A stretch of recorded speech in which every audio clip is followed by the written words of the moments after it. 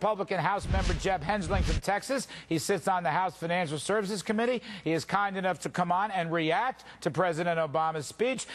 Jeb, thank you. And I want to begin with the politics. We'll get to the policy in a minute. Okay?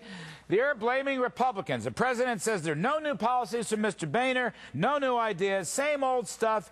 Let's see. Cut more taxes for millionaires, cut more rules for corporations. It's all your fault, Jeb Hensarling. It's all John Boehner's fault. Now, this is going to be the Democratic battle cry in the next 2 months. What is your reaction? Well, the American people aren't buying it, number one, and the president has absolutely no credibility on the economy. I mean, he promised us that if we had passed his stimulus package, unemployment would never exceed 8%. It's now been hovering around 10% for 16 months. We were promised over 3 million new jobs. Instead, we've lost over 3 million jobs under the policies of Barack Obama, Nancy Pelosi, Harry Reid. And so he really doesn't have much credibility. And you're right, it was a blatantly political speech.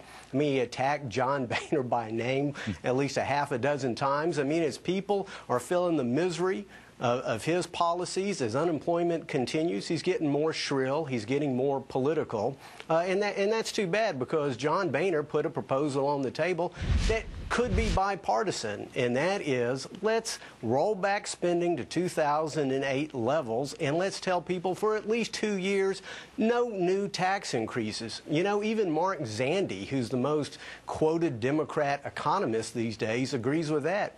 Peter Orszag, who just left the administration, who was head of the Congressional Budget Office, probably the chief cheerleader for Obamonomics, he even agrees with that, but somehow out of a rigid ideology, the president still wants to go forward with his small business tax. All right, let me just ask you this, though. Will it become necessary and useful for Republican leaders like yourself to come out and say that the Bush tax cuts of 2003, which may expire at the end of this year if they're not fixed, and as you say, Mr. Boehner and you all are going to try to extend them for 2 years, but that those tax cuts of 2003 were not responsible for the financial meltdown and the Great Recession?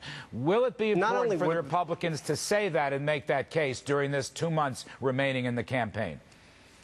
Well, number one, it's a fact, and number two, I don't think the American people believe that. I mean, you can look at history. Once that tax relief occurred, the economy took off, and guess what? Look at the Treasury data, the IRS data. You actually had more tax revenue come in. And as you probably know, Larry, I don't believe there's ever been an instance in the modern era, particularly where we cut the capital gains tax rate and we didn't get more tax revenue. I mean, right now, this economy doesn't have a crisis of capital. It has a crisis of confidence. I mean, they fear the health care bill, what's going to happen to their health care cost. They fear the financial regulatory bill with 342 rulemakings. What's that going to do to their credit opportunities? They certainly fear the debt, the largest debt in America's history that this president and Congress have run up. They know that's inevitably going to lead to either higher taxes or inflation.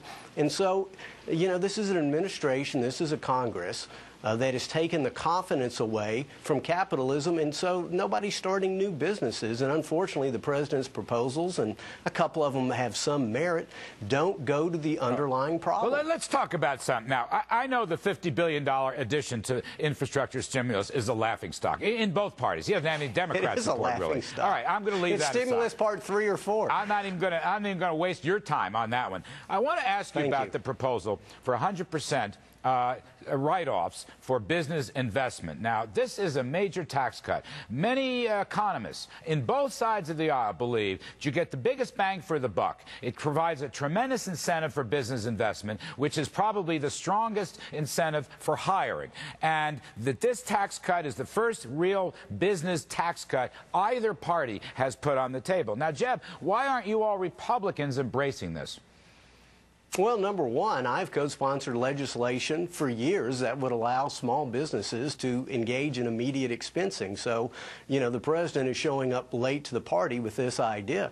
I mean, it's an idea that I embrace, but ultimately it doesn't offset $3.8 trillion of threatened tax increases at the end. No, but I understand that. But I understand. But I just want to stay with this, because this is the first big business tax cut. It's for big, medium, and small. But I mean big in the sense that it could be a couple of $100 $100 billion. And I'm not hearing the Republicans talk about business tax cuts, either 100% write-off or faster depreciation, or for that matter, lower corporate tax rates proposed by people like Fred Smith of FedEx and Jim Owens of Caterpillar. Why aren't you all putting that in your platform and saying, you know what, we can do business at least on that proposal because it would help jobs in the economy? Well, as I just said, it's an idea I agree with. It's an idea that I've co-sponsored in legislation for years. And I believe we ought to lower the corporate tax rate, which, as you probably know, is the second highest tax rate of any industrialized nation. We ought to do that. I didn't hear the president propose that. And again, there are two good ideas that the president has: extension of the R&D, permanent extension of the R&D tax credit. It's just so little to offset so much bad that he has done that it's not fundamentally going to solve the problem. But listen, I'm prepared. You know, I reserve the right to actually read the details of his proposals. But those are two ideas that I think most Republicans would embrace, but they are not a substitute for fundamentally repealing and replacing the health care plan that's impeding job growth, getting rid of so much of this financial regulatory plan that's going to impede small business lines of credit, and for putting forth a plan that is credible to deal with the long-term national debt, the largest in America's history, that threatens to bring this country to its knees. It's not a substitute for that. No, I hear you on that. Fair enough. I just want to see that the GOP provides an option for business tax cuts. I think that's been missing from the platform. I don't know whether you're going to put it in the new contract or whatever you're going to call it in the next week or two. But, you know, people on Wall Street, investors, I think workers on Main Street would welcome some business incentives to invest in capital goods and machinery and to hire new workers in the process. I think it's breakthrough stuff, Jeb.